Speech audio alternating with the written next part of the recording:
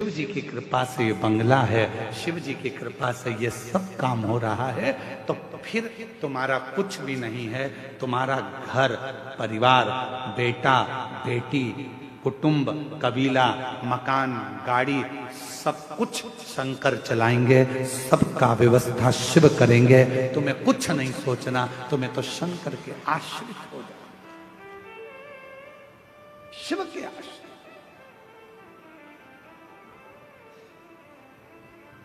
और हम वही तो आश्रित नहीं हो पाते, हम आश्रित नहीं हो पाते।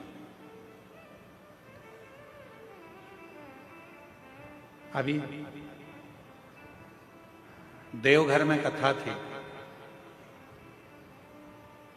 कथा के तीसरे दिन हम कथा कर जा रहे थे, तो रास्ते में एक माता जी खड़ी हुई। तो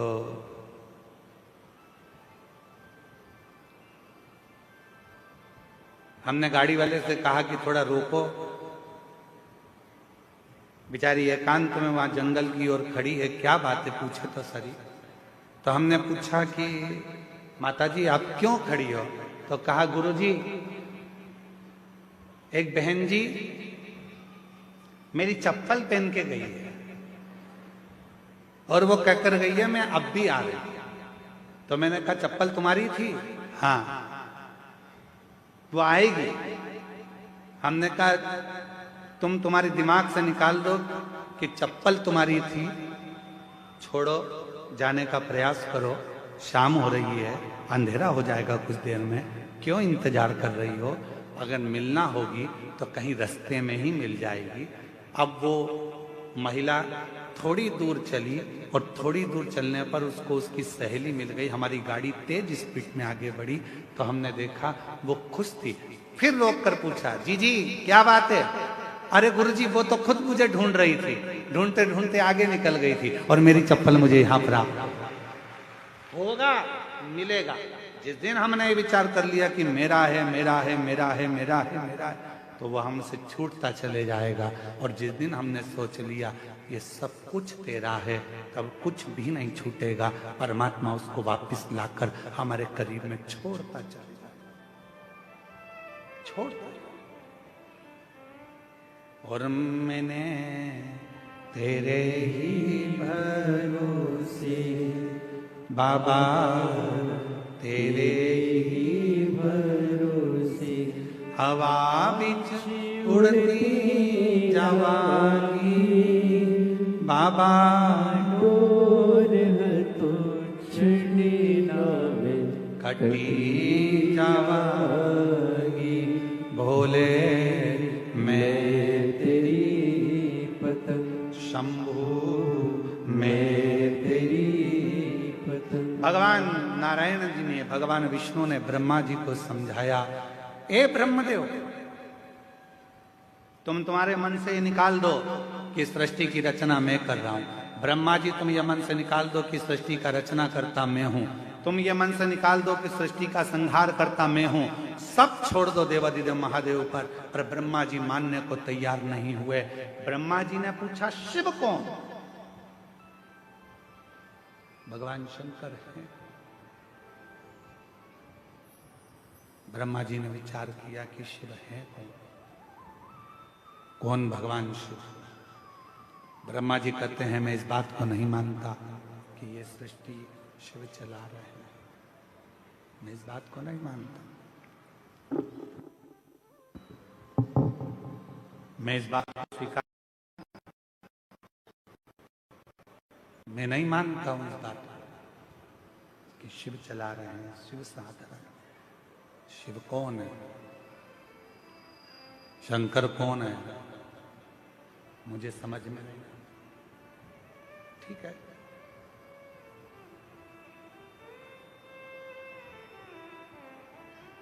ब्रह्मा जी ने भगवान शिव को जानने के लिए एक विशाल पर्वत को घुमाना प्रारंभ किया। विशाल पर्वत। भगवान विष्णु और ब्रह्मदेव दोनों मिलकर उस पर्वत को घुमा रहे हैं। अब किसी ने पूछा शंकर भगवान को जानने के लिए पर्वत घुमाया? हमारा निवेदन है भगवान को जानने के लिए उन्होंने पर्वत घुमाया, आपसे निवेदन है, भगवान शंकर को जानने के लिए आप पर्वत मत घुमाओ, बस थोड़ा सा दिल घुमा लो, थोड़ा सा मन घुमा लो, थोड़ा सा दिल को शिव तक लेकर चले जाओ, भगवान प्राप्त हो जाएगा, शिव मिल जाएगा। शिव की प्राप्ति का केंद्र बिंदु है, अपने मन को थोड़ा सा टर्न करें, थोड़ा मोड़ दीजिए।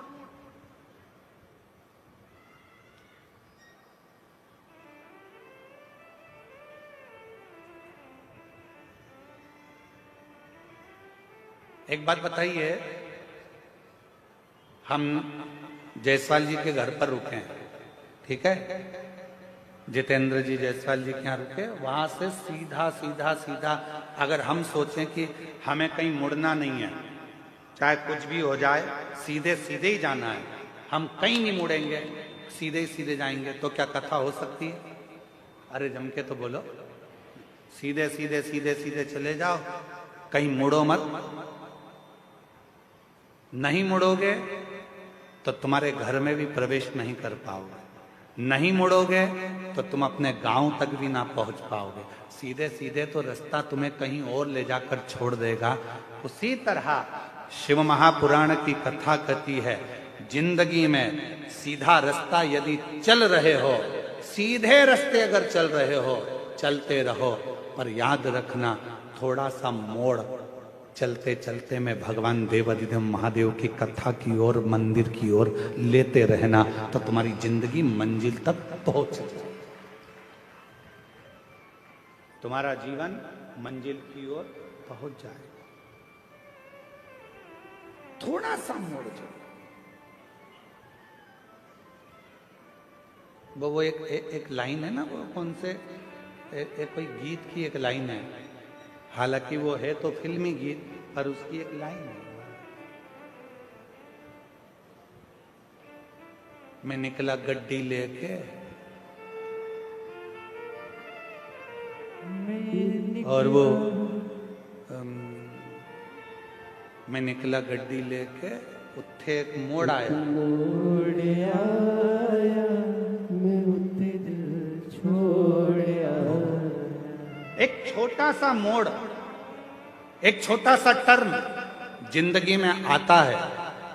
ऐसा कोई व्यक्ति नहीं है जिसके जीवन में मोड़ नहीं आया, ऐसा कोई व्यक्ति जन्मा नहीं संसार में जिसकी जिंदगी में कोई टर्न नहीं आया, आता है। बचपन पूरा निकलने के बाद भी एक मोड़ आता है, जवानी पूरी निकलने के बाद भी एक मोड़ आता है, अधेड़ी पूरी निकलने के बाद भी एक मोड़ आता है, और जिंदगी में कई मोड़ ऐसे आते हैं जो हमारे जीवन को श्रेष्ठ बनाने का प्रयास करते हैं, हमारे जीवन को अच्छा बनाने का प्रयास करते हैं। पर उस समय पर हमारे जीवन में हमें चाहिए कि उस समय पर हम परमात्मा को कैसे भजें, उस समय पर परमात्मा का कैसे स्मरण करें। शिव कथा कर रही है, भगवान शंकर का चरित्र कर रहा। ब्रह्मा जी ने कहा मैं देखूं क्या ये सृष्टि की रचना शिव कर रहे हैं। शिव कौन है? भगवान शंकर को पहचानने के लिए भगवान ब्रह्मदेव ने और भगवान विष्णु ने एक पर्वत को घुमाना प्रारंभ करा। शिव महापुराण की कथा कहती है कि पर्वत को घुमाने की जरूरत नहीं है, भगवान शंकर को पहचानने के लिए, भगवान शंकर को जानने के लिए केवल अपना मन, अपना चित्त, अपनी बुद्धि, अपना हृदय थोड़ा सा टर्न लीजिए, थोड़ा घुमा लीजिए। जब जिंदगी में बहुत कष्ट हो, तकलीफ हो, दुख हो, तो थोड़ा सा मुड़ जाओ भगवान शंकर की भक्ति की ओर, तो जीवन अपने आप श्रेष्ठ होता चले जाए।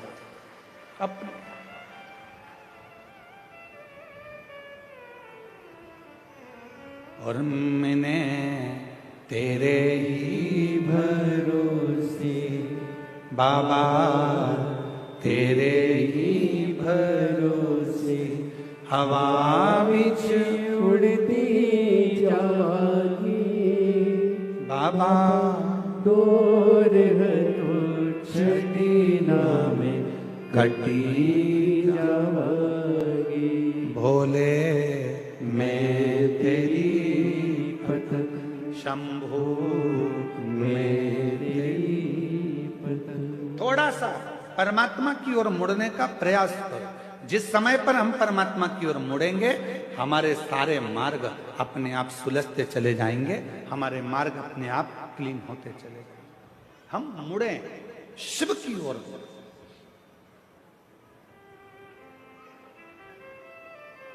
घुमाया पर्वत, एक विशाल शिवलिंग की आकृति प्रकट हो गई। भगवान शंकर का एक शिवलिंग प्रकट हो गया और शिवलिंग की एक आकृति प्रकट हुई। उस शिवलिंग की आकृति में से आवाज आई कि ब्रह्मा जी क्या चाहते हो, विष्णु जी क्या चाहते हो। उस शिवलिंग की आकृति में से आवाज आ रही।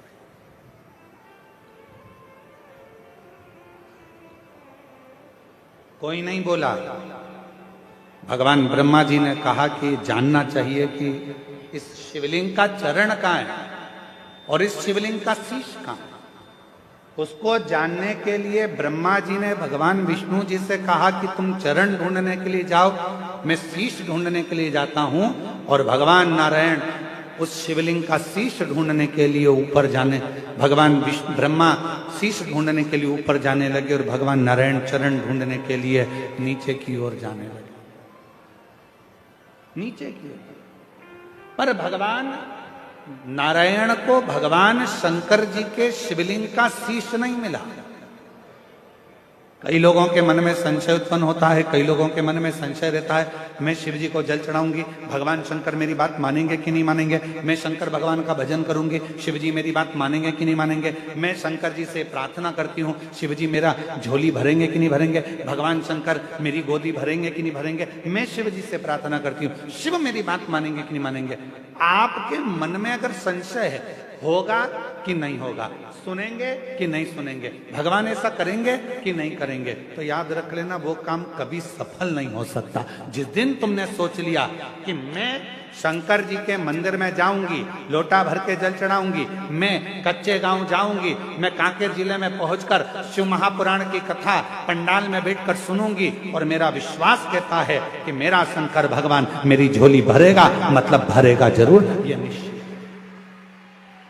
वो सुनेगा जरूर। आपके मन में जब संशय उत्पन्न हो जाता है, आपके मन में जब संशय पैदा हो जाता है, होगा कि नहीं होगा, करूं कि नहीं करूं, होगा मैं पशुपति व्रत करूंगी, ये काम होगा कि नहीं होगा, मैं सोमवार का व्रत करूंगी, ये काम होगा कि नहीं होगा, मैं 16 सोमवार करूंगी, ये काम होगा कि नहीं होगा, मैं शिव चर्चा करूंगी, ये काम होगा कि नहीं होगा। जब तुम्हारे मन में दो संशय चल रहे हैं तो वो काम कभी नहीं होता। और तुम्हारे मन में जब पूर्ण भरोसा, पूर्ण विश्वास दृढ़ हो जाता है कि मैं पशुपति व्रत चालू कर रही हूं और यह विश्वास के साथ चालू कर रही हूं, एक पशुपति व्रत करा उसमें मेरे को संशय था, पर अब मैं जो पशुपति व्रत कर रही हूं ये मेरा विश्वास कहता है, प्रेशर नहीं आ रहा है साउंड में, ये मेरा विश्वास कहता है कि मेरा ये कार्य जरूर होगा, तो निश्चित है कि वो कार्य पूर्ण जरूर होगा। क्योंकि हमने वो विचार कर,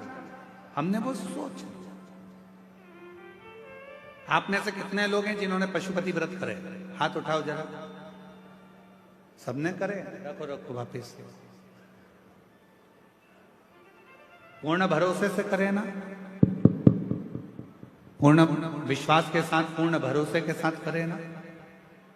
दो मन बनाकर यदि हमने पशुपति व्रत करा है, दो मन बनाकर यदि हमने 16 सोमवार का व्रत करा है, दो मन बनाकर यदि हमने कोई भी उपास या व्रत करा है, वो व्रत कभी पूर्ण नहीं होता। इसलिए व्रत करने से पहले अपने मन को पूर्ण प्रबलता से पक्का बना लो कि मैं 16 सोमवार का व्रत कर रही हूं, 16 सोमवार मेरे पूरे होंगे और मेरा भोले बाबा ये काम करेगा। मैं पशुपति व्रत कर रही हूं, 5 व्रत पूर्ण होंगे और मेरा बाबा ये करेगा।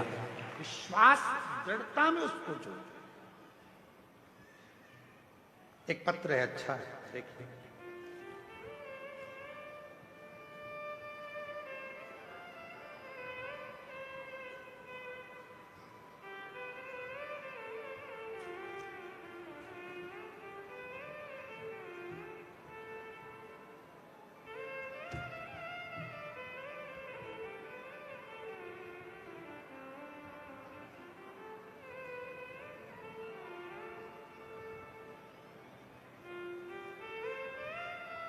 मेरा नाम लक्ष्मी रानी है। मैं सहसपुर लोहारा कवर्धा जिला से हूँ। कहीं बैठी हो तो हाथ हिला सकती हैं। अगर कहीं बैठी हो तो हाथ हिला सकती हैं। मेरा नाम लक्ष्मी रानी है। मैं सहसपुर लोहारा कवर्धा जिला से हूँ। कहीं बैठी हो तो हाथ हिला सकती हैं। और अगर आई हो तो एक बेलपत्र लेने के लिए आ सकती हैं। मेरा बेटा का जन्म 2018 में हुआ था। ऑपरेशन से मेरी डिलीवरी हुई थी। उसके 2 वर्ष बाद जिस जगह पर ऑपरेशन हुआ था उस जगह पर गठान हो गया था, जिसके कारण मुझे चलने फिरने में परेशानी होने लगी। हमने डॉक्टरों को दिखाया तो बताया कि मुझे एक गठान हो गया है, उसको इलाज केवल ऑपरेशन है। इसमें कवर्धा के सभी अस्पताल में दिखाया, डॉक्टर ने ऑपरेशन को कह दिया।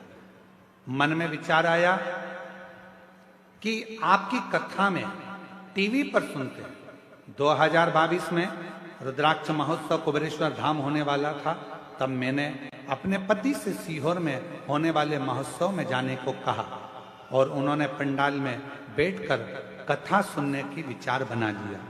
मैंने अपने पति से कहा, मेरा विश्वास कहता है अगर सीहोर जाएंगे, कंकर शंकर की भूमि पर बैठकर कथा सुनेंगे तो निश्चित है पूजा करेंगे और वहां की मिट्टी को अगर लगा लिया तो मेरा मन कहता है कि ऑपरेशन की जरूरत नहीं पड़ेगी। हम पति पत्नी कवर्धा से पहुंच गए सीहोर, कंकर शंकर की पूजा की और कंकर उठाकर लाए। साथ ही धाम से रुद्राक्ष भी लाए। रुद्राक्ष के जल को तांबे के लोटे में डुबाकर पास के ही शिवालय में जल चढ़ाती और उस जल को पीना शुरू किया। ये जो पत्र चल रहा है ये एलईडी पर आ रहा है। अच्छा, डिवाइस नहीं होगा, ठीक है। फिर पीना शुरू किया जल को। जिस जगह पर गठान हुआ था उस जगह पर लगाना शुरू किया उस जल को। और दिनों के बाद बाबा ने ऐसी कृपा कर दी कि हम डॉक्टर को दिखाने के लिए गए तो डॉक्टर ने कह दिया कि जो गठान पहले थी वो गठान पूरी तरह से गल गई है, अब आपको ऑपरेशन की जरूरत नहीं। अब आपको अब ऑपरेशन की बिल्कुल जरूरत नहीं है। मैं आज भोले बाबा को धन्यवाद देने के लिए आई हूँ, प्रणाम करने के लिए आई हूँ, जिन्होंने मेरे गठान को गला दिया। इसमें सबसे ज्यादा मूल क्या है, सबसे ज्यादा जरूरी क्या था? आपका विश्वास। आपने 2 मन नहीं बनाए, आपने 2 विचार नहीं करे, आपने 2 सोच नहीं रखी। आपने एक मन बना लिया, एक विचार कर लिया, एक सोच, शंभो शंभो शंभो।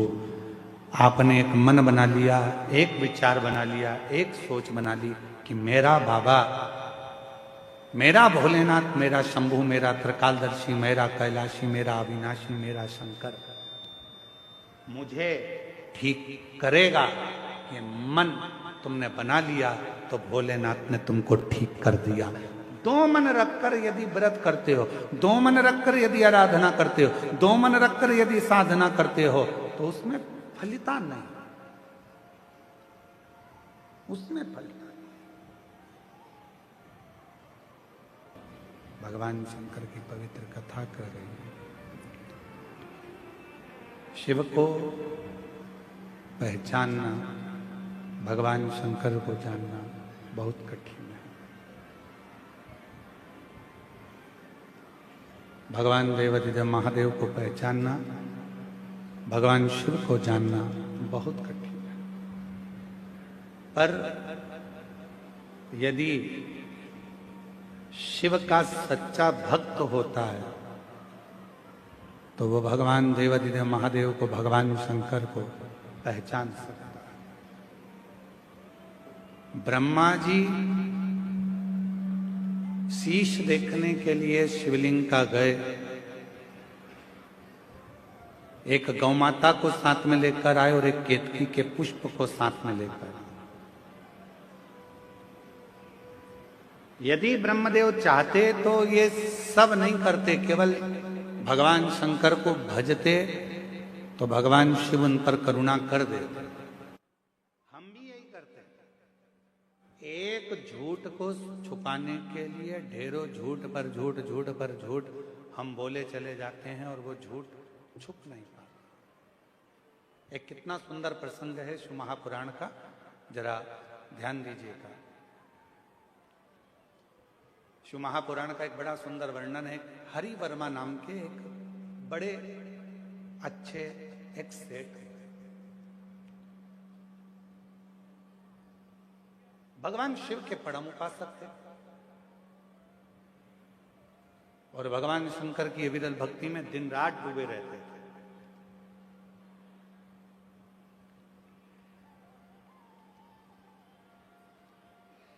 दूर दूर जाते, व्यापार करते और उस व्यापार को बढ़ाने का प्रयास। ऐसा कौन व्यक्ति है जो अपने व्यापार को नहीं बढ़ाएगा? ऐसा कौन व्यक्ति है जो अपने घर को नहीं बढ़ाएगा?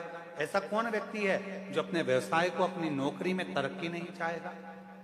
एक साधारण सा व्यक्ति है, वो भी ये सोचता है कि आने वाले समय में मुझे अच्छा पद मिले, प्रतिष्ठा मिले, मेरा पद बढ़े, मेरी कुर्सी बढ़े, मेरी प्रतिष्ठा बढ़े, मुझे भी कोई अच्छे और स्टार लगे। हर व्यक्ति ये चाहता है, मेरा व्यापार बढ़े, मेरा व्यवसाय बढ़े, मेरा मकान बढ़े। हर व्यक्ति ये चाहता है।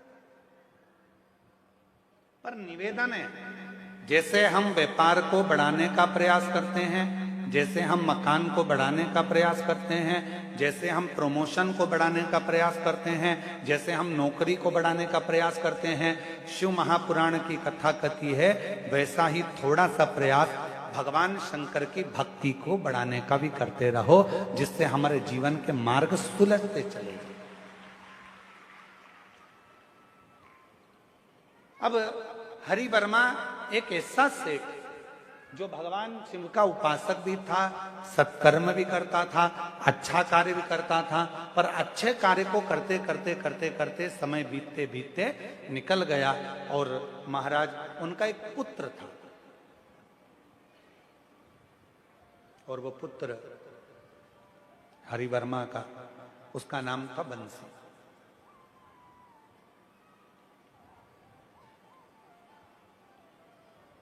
पिता धर्मात्मा, मां पुण्यात्मा, सत्कर्म में लगने वाले, और बेटा बिल्कुल विपरीत चलने वाला, बिल्कुल विपरीत। पर जितेंद्र जी, हम आपको बहुत साधुवाद देंगे। आज आपके आर्यन बेटा हमको लेकर आ रहे थे तो उनका हमने ड्रेसअप देखा, तो हमने कहा कि बेटा ये तो ड्रेस एक विद्वान पंडित का होता है और तुमने जो ड्रेस धारण करी है, तो वो कहते हैं कि हमारे मम्मी पापा को हम ये पहनते हैं ना गुरुजी, धोती लपेटते हैं या धोती बांधते हैं तो उनको अच्छा लगता है, इसलिए हमने ये ड्रेस धारण करी। हम आपको धन्यवाद देते हैं कि अपने बच्चों में आपने ये संस्कार दिए कि सनातन धर्म की पोशाक क्या होना चाहिए, सनातन धर्म का स्वरूप क्या होना चाहिए। उसके लिए हम आपको धन्यवाद दें, बहुत बहुत साधुवाद है। अब जो हरि वर्मा थे, धर्मात्मा थे, पुण्यात्मा थे, सत्कर्मी थे, भजनावली थे, कीर्तनी थे, सब कुछ करते थे, अच्छे से अच्छा कार्य करते थे, सब श्रेष्ठ कर्म करते थे, सब श्रेष्ठ कार्य करते थे। पर उनका जो पुत्र था बंसी, वो उनके कहने पर नहीं चलता था। पिताजी कह देते कि ये कार्य करो, वो करता नहीं। पिताजी कह देते इस कार्य को करो, वो करता नहीं, उस कार्य को करता ही नहीं। शंभु करने को याद तो नहीं होता। महाराज,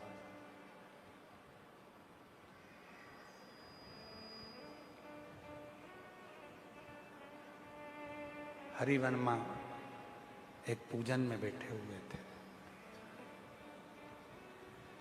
और शिव जी की आराधना हरि वर्मा कर रहे थे, शिव की आराधना। उनका पूजन पूरा हुआ, बेटे से कहा कि ये जो भगवान शंकर पर चढ़ा हुआ निर्माल्य है, इसको विसर्जन करने ले। और बेटा उस निर्माल्य को विसर्जन करने के लिए नहीं ले गया और पिता को अपशब्द करने लगा, ताने देने लगा, आड़ा टेढ़ा करने लगा, बहुत ताने थे।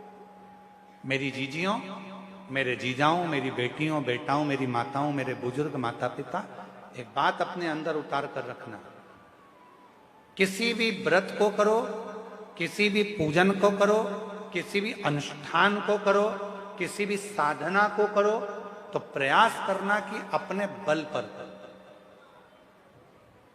अपने बल पर। कई लोगों की व्यवस्था क्या होती है, जाना बेटा पूजन का सामान यहाँ ला के रख देना, जाना बेटी जरा सा सामान इधर ला कर रख देना, थोड़ा सा सामान इधर से लाओ, थोड़ा सा सामान जा तू लेकर आ। अगर हम व्रत कर रहे हैं, हम पूजन कर रहे हैं, यहां तक पशुपति व्रत में वर्णन आता है कि पशुपति व्रत को करने वाली महिला हो, पुरुष हो, बच्चे हो, बूढ़े हो, कोई भी अगर पशुपति व्रत को कर रहे हैं तो यहां तक नियम आता है कि पशुपति व्रत करने वाले को पूजन की थाली खुद लगाना चाहिए। और यहां तक वर्णन आता है कि अगर कोई प्रसाद बना रहे हो, खीर बना रहे हो, हलवा बना रहे हो, मीठे भात बना रहे हो, मीठे चावल बना रहे हो, पुआ बना रहे हो, कुछ भी अगर तुम बना रहे हो, मीठी पूड़ी बना रहे हो, सीरा बना रहे हो, मीठा चावल, मीठे खीर, खिरान कुछ भी बना रहे हो, तो वो खुद बना। प्रयास यहां तक उसका फल मिलता है। हरिवर्मा ने, सेठ हरिवर्मा ने कहा कि बेटा ये निर्माल्य को विसर्जन करके आ जाओ, ये निर्माल्य विसर्जन करिए। और हरिवर्मा के कहने पर बेटा उठकर खड़ा हुआ, क्या पिताजी तुम मुझे निर्माल्य विसर्जन करने के लिए भेज रहे हो, शिवालय भेज रहे हो, मुझे शिवालय तक लेकर इसको भेज रहे हो कि ये ले जाओ और विसर्जन कर कर आओ। मैं नहीं जाऊंगा, पूजन आपने करा है, अनुष्ठान आपने करा है, आराधना आपने करी है, तो विसर्जन भी आप करो। मेरे बस का नहीं है कि मैं जाकर कुछ विसर्जन कर कर आऊं।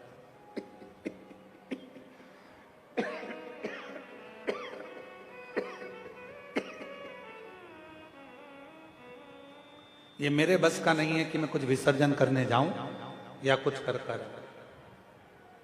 आप स्वयं करो, स्वयं जाओ। जैसे ही बेटा की बात पिता ने सुनी, जैसे ही सुनी, और हरिवर्मा को क्रोध आ गया, और क्रोध आकर उन्होंने तुरंत श्राप दे दिया, बेटा बंसी भगवान का निर्माल्य मैंने तुझे विसर्जन करने को बोला था, मैं तुझे श्राप देता हूं, 7 दिन के अंदर तू श्वान बन जाए, कुत्ता बन जाए, ये मेरा श्राप है। बेटे की आंख में आंसू आने लगे, वो पिता को छोड़कर मां के पास चले गए। मां ने देखा कि मेरा बेटा तो श्वान बन जाएगा, कुत्ता बन जाएगा, श्वान का स्वरूप हो जाएगा, कुत्ते का स्वरूप हो जाएगा। मां के अंदर दया आई, अपने पति के पास दौड़ कर गई, हरिवर्मा जी के पास, स्वामी मैं जानती हूं कि पूजन करने वाला व्यक्ति में एक तेज बल उत्पन्न हो जाता है। मेरी जीजियों, यदि आप रोज भगवान शंकर को 1 लोटा जल चढ़ा रही हो, आप रोज भगवान शंकर की आराधना कर रही हो, आप रोज शिव महापुराण की कथा को श्रवण कर रही हो, चाहे टीवी पर सुनो, मोबाइल पर सुनो, चाहे पंडाल में सुनो, जहां बैठकर आप कथा के रस तत्व को ग्रहण कर रही हो, 1 लोटा जल चढ़ा रही हो, भगवान की आराधना कर रही हो, साधना कर रही हो, धीरे धीरे आपकी वाणी, आपका हृदय, आपके शब्द सिद्ध होते चले जाए, अपने आप सिद्ध होते। आप में से कई माताएं ऐसी बैठी हैं जो कभी कभी बोली होंगी, आप में से कई भाई ऐसे बैठे हैं, जीजाऊं, जो कहते होंगे मेरी मम्मी जो कहती है ना, मेरी माता जी जो कहती हैं, उनके वचन सिद्ध हो जाते हैं। कभी कभी ऐसा होता है, मेरी पत्नी जो बोलती है ना, उसकी बात बिल्कुल 100% गुरुजी हो जाती है। कभी कभी पत्नियां कहती हैं, मेरे पति कहते हैं ना, वो बिल्कुल पक्का हो जाता है। कोई कहती है मेरी बेटी ने शब्द कहती है, बिल्कुल पक्का हो जाता है। कोई कहती है मेरे दादाजी जो बोलते थे, बिल्कुल पक्का। कारण क्या है? ऐसा क्या शब्द हो जाता है कि वो बिल्कुल निश्चित हो जाता है कि दादाजी ने जो कहा, दादी जी ने कहा, माँ ने कहा, पिता ने कहा, बहन ने कहा या भाई ने कहा, वो बिल्कुल पत्थर की लकीर हो जाता है, वो सिद्ध हो जाता है। उसका कारण क्या होता है? मतलब दादा दादी, माता पिता, बहन भाई, कोई ना कोई एक ऐसा होता है जो भगवान की भक्ति में डूबा रहता है, तो उसके वचन अपने आप सिद्ध होना प्रारंभ हो जाते हैं, उसके शब्द सिद्ध होना प्रारंभ हो जाते हैं। वचन सिद्ध होते हैं, शब्द सिद्ध होते हैं। आप लोगों के भी आसपास में आप लोगों ने देखा होगा किसी किसी के शरीर में एकदम कोई पवन आ जाता है,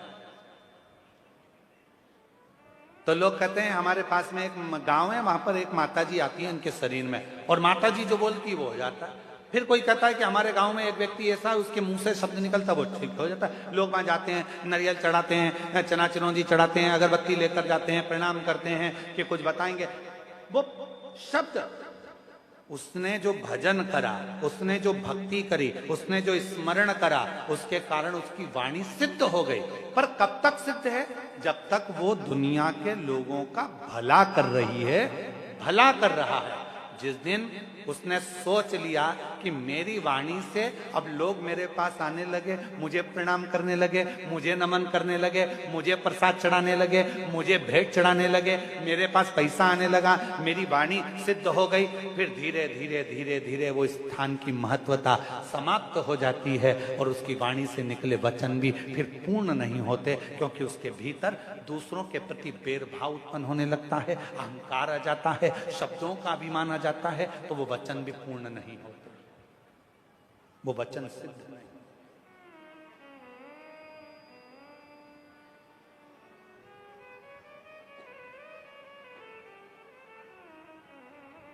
वचन सिद्ध कब होंगे? वाणी सिद्ध कब होगी? जब हम श्रेष्ठता का जिए। महाराज सेठ हरिवर्मा ने भगवान शंकर की भक्ति करी, भजन करा, स्मरण करा, मंत्र जाप करा और उठा पूजन से, और बेटे को श्राप दे दिया कि तू स्वान, 7 दिन के अंदर तू स्वान बन जाएगा। 7 दिन। बेटा रोते हुए माँ के पास पहुंचा, माँ मुझे श्राप लगा, माँ मुझे श्राप लगा। माँ आंख से आंसू बहाने लगे, नेत्र से नीर बहने लगा, आंख से आंसू निकलने लगे। माँ दौड़ी हरिवर्मा की ओर और हरिवर्मा के पास पहुंची। अपने पति के पास जाकर, अपने पति के पास पहुंचकर प्रणाम कर कर रोने लगी। हरिवर्मा ने पूछा अपनी धर्म पत्नी से, तू रोती क्यों है? क्यों रोती? जगत का ऐसा कोई पिता नहीं है जो अपने बेटे को सुधार नहीं सकता। बाप अपने बेटे को सुधार सकता है, पर सबसे बड़ी बेटों की ढाल होती है उनकी माँ, उनकी माता बेटों की ढाल होती है। जैसे ही बेटा कुछ गलती करा और पिता ने चिल्लाना प्रारंभ किया, इतने में माँ आकर खड़ी हो जाती है। 9 महीने तक गर्भ में रखा, तुम तो अपना काम में लगे हुए थे, मैंने कैसे पाल पोस के बड़ा किया मैं जानती हूं। आ गए चिल्लाने, चुप रहो, सुधर जाएगा, हो जाएगा। बस ये सोचते सोचते सोचते सोचते सोचते सोचते बेटा एक दिन गलत काम करने लगता है, मदिरा पान करने लगता है, वेश्यावृत्ति करने लगता है, जुआ खेलने लगता है, गलत गलत जगह पर जाना प्रारंभ कर देता है। क्यों? क्योंकि बेटे को मालूम है मुझे बचाने वाली मेरी माँ है, पर पिता चाहे तो बेटे को सुधार सकता है। इसलिए मेरी माताओं से निवेदन है, मेरी जीजियों से निवेदन है, जब जीजा थोड़ा चिल्लाए, बच्चों को सुधारने का प्रयास करें, तब थोड़ी शांति आप भी रखें। एक प्रश्न आया जितेंद्र जी आपके लिए, बहुत अच्छा। हमेशा पत्र हमारे लिए आते थे, आज तुम्हारे लिए भी आया, ठीक है। गुरुदेव चरणों को कोटि कोटि प्रणाम करती हूं मैं। यशोदा मरकाम, ग्राम उकारी,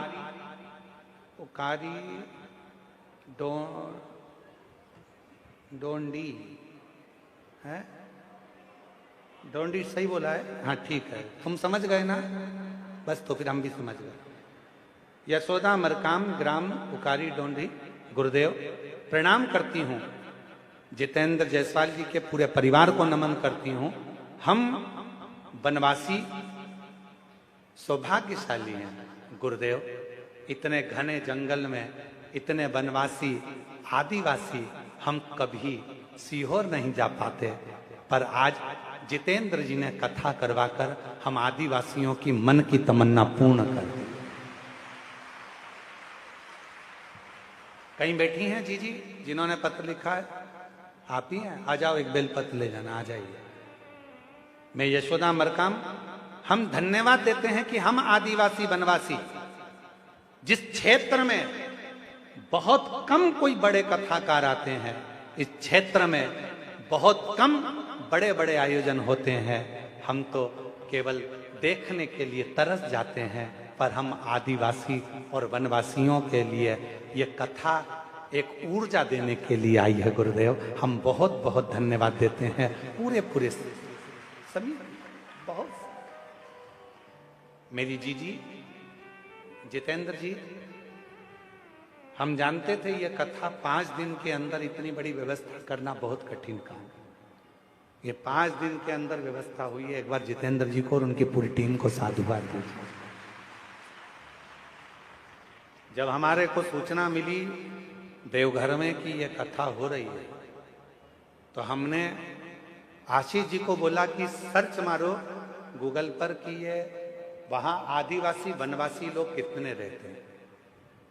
जब आशीष ने कहा गुरुजी पूरा क्षेत्र ही आदिवासी और वनवासियों का है, वहां बड़े आयोजन नहीं होते हैं, तब हमने कहा भले देवघर में हम बहुत थक चुके थे जितेंद्र जी, ये कथा हम देने वाले नहीं थे, पर जैसे ही आशीष ने कहा पूरा क्षेत्र वनवासी और आदिवासियों का है, वहां पर कोई साधन जाने के नहीं मिलते, ऐसा क्षेत्र है गुरुजी।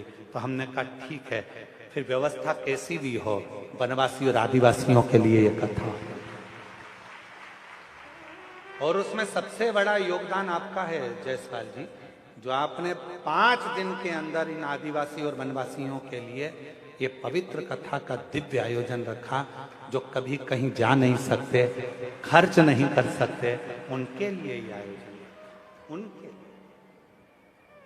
भगवान की अविरल भक्ति को धारण करता रहता है, स्मरण करता रहता है, भजन में डूबा रहता है, तो उसकी वाणी सिद्ध होती चली और उसकी वाणी इतनी सिद्ध हो जाती है कि वो जो कह दे। हरिवर्मा, सेठ हरिवर्मा ने अपने बेटे को श्राप दे दिया, तू स्वान बन जा, तू कुत्ता बन जा, स्वान। जैसे ही सुना मां ने, भीतर से मां रोने लगी, मेरा बेटा स्वान बन जाए, मेरा बेटा स्वान बन जाए।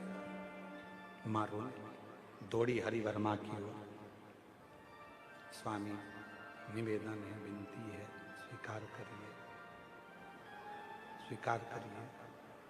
स्वामी, मैं अपने बेटे को स्वान बनते हुए नहीं देख सकता, मैं अपने बेटे को स्वान बनते हुए नहीं देख पाऊंगा, मैं देख नहीं सकता, कृपा करो, दया करो।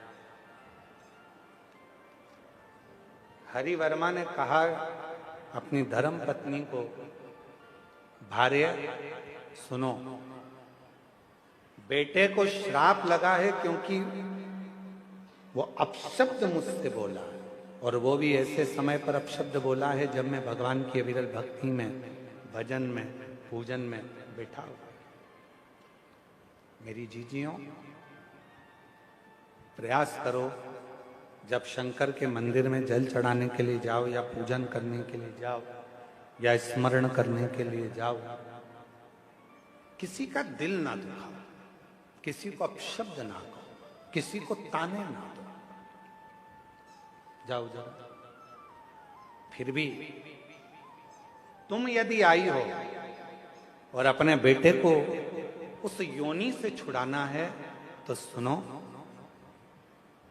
ये स्वान तो बनेगा क्योंकि श्राप लगा है, पर स्वान बनने के बाद यदि कोई शिव भक्त कहीं से भगवान शंकर पर चढ़ा हुआ जल लेकर आ रहा होगा और उसका जल का पात्र का जल इसको प्राप्त हो जाएगा, उसी क्षण ये श्वान की योनि से छूट जाएगा, उसी क्षण श्वान की योनि से मुक्त हो जाएगा। मेरे जीजियों, जीजाओं, बेटियों, बेटाओं, मेरी माता, मेरे बुजुर्ग माता पिता, शिव महापुराण के विद्धेश्वर संहिता में लिखा है, शंकर भगवान पर चढ़ाया गया जल जब हम आचमन करते हैं, पीते हैं, तो कायिक, वाचिक और मानसिक ये 3 पाप हमारे तुरंत समाप्त हो जाते हैं। जैसे ही हमने भगवान शंकर पर चढ़ा हुआ, अब कई लोग कह देते हैं शिव पर चढ़ा जल मत पियो, कोई कह देता है शंकर पर चढ़ी बेलपत्र मत खाओ, कोई कह देता है शंकर पर चढ़ा हुआ ये मत पाना। महाराज, शिव महापुराण के शंकर पर चढ़े हुए जल की महत्वता, भगवान शंकर पर चढ़ा हुआ जल जब हम आचमन करते हैं, शिव पर चढ़े हुए जल को जब हम अपने घर पर प्रोक्षण करते हैं, शंकर पर चढ़े हुए जल को जब हम अपने ऊपर छींटते हैं, शंकर पर चढ़े हुए जल को जब हम अपने मस्तक पर चढ़ाते हैं, हमारे ना जाने कितने कितने पाप अपने आप छिन्न होते चले जाते हैं, समाप्त होते चले जाते हैं, वो पाप अपने आप दूर हो जाते हैं, दूर। हरि वर्मा सेठ ने कहा, तुम्हारे बेटे की मुक्ति श्वान की योनि से होगी तो शंकर पर चढ़े हुए जल से। धीरे धीरे कर 7 दिन के अंदर बेटे का शरीर श्वान का हो गया और श्वान का शरीर होकर वो भटकने लगा, यहां वहां जहां तहां जाता भटक।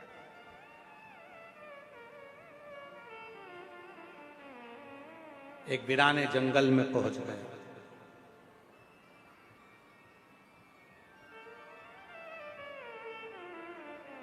वीराने जंगल में पहुंचकर यहां वहां कुछ भोजन ढूंढ रहा था। भोजन कहां? भोजन की तलाश में, कहीं भोजन कुछ खाने को मिल जाए, मिला नहीं। एक शिव भक्त भगवान शंकर के शिवालय पर पूजन कर कर, आराधना कर कर आ रहा था, हाथ में कुछ सामग्री थी, श्वान को लगा, कुत्ते को लगा कि इसमें कुछ भोजन मिल जाएगा, मैं 3 दिन से भूखा हूं, कुछ खाने को नहीं,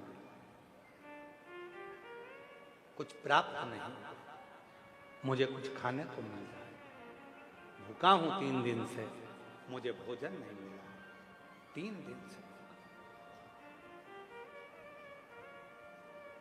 कुत्ता, श्वान वो शिव भक्त के पीछे आने लगा। शिव भक्त घबरा गए, उसको लगा कहीं ये श्वान, ये कुत्ता मुझे काट ना ले।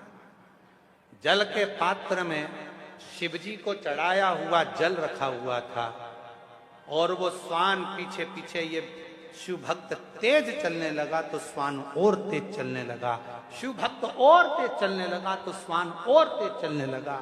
उसको लगा कि ये श्वान तो मुझे काट खा,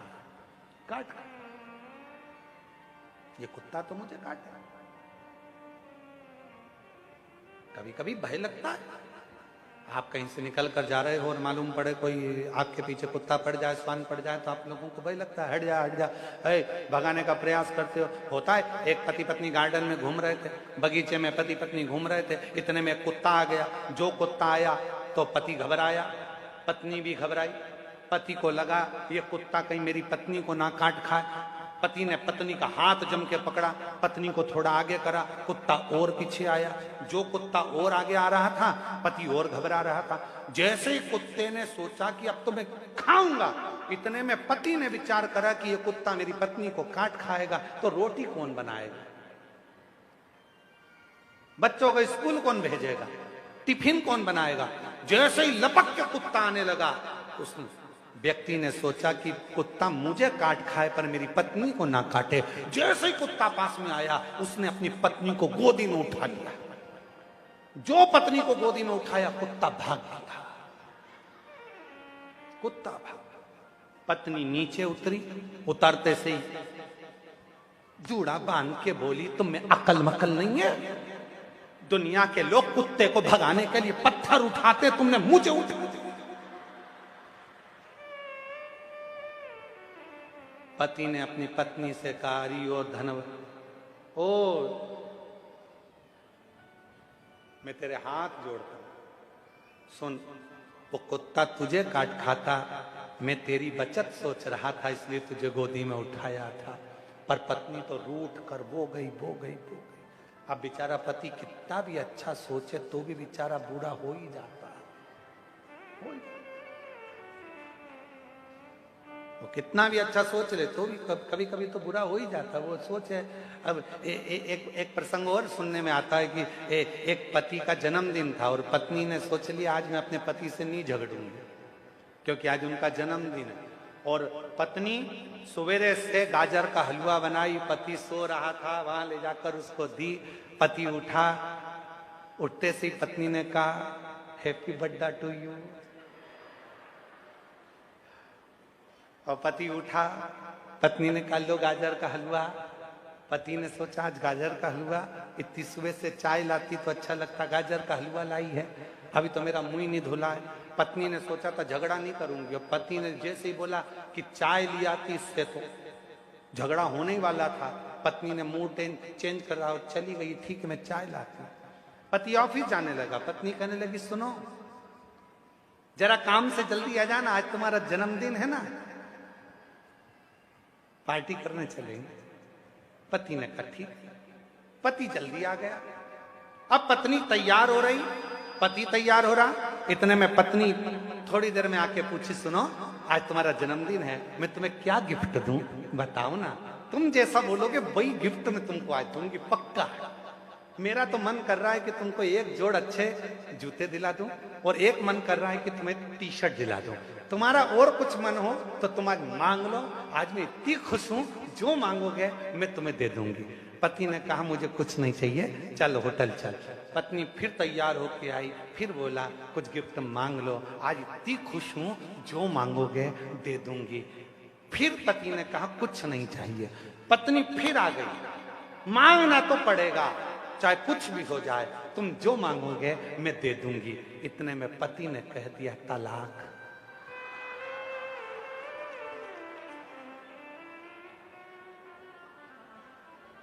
पत्नी गई अंदर, बेलन उठा लाई,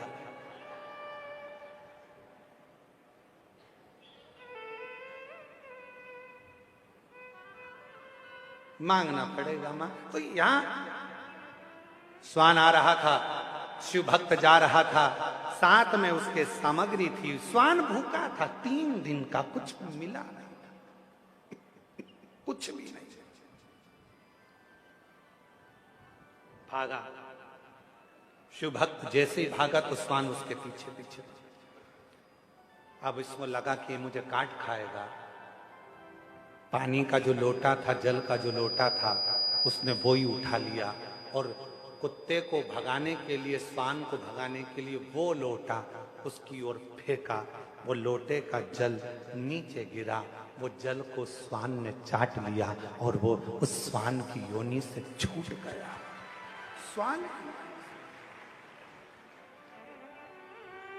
जैसे ही स्वान की योनि से वो मुक्त हुआ, शिव भक्त ने पूछा भाई तुम कौन हो? मेरे पिता का नाम हरिवर्मा है, मैं सेठ हरिवर्मा का पुत्र हूं। मेरे पिता ने मुझे थोड़ा सा निर्माल्य विसर्जन के लिए बोला था, मैंने उसको अपशब्द कह दिया था, जिसके कारण बस मुझे कुत्ते की योनि, स्वान की योनि मिली। पर शिव पर चढ़े हुए जल से आज मैं मुक्त हो गया, मुक्त हो गया। स्वान हरिवर्मा का पुत्र वंशी कहता है आज मैं कह सकता हूं कि मेरे शंकर पर चढ़े हुए जल को जब थोड़ा सा भी मस्तक पर गिरता है तो ना जाने कितने कितने पाप हमारे समाप्त हो जाते हैं, कितने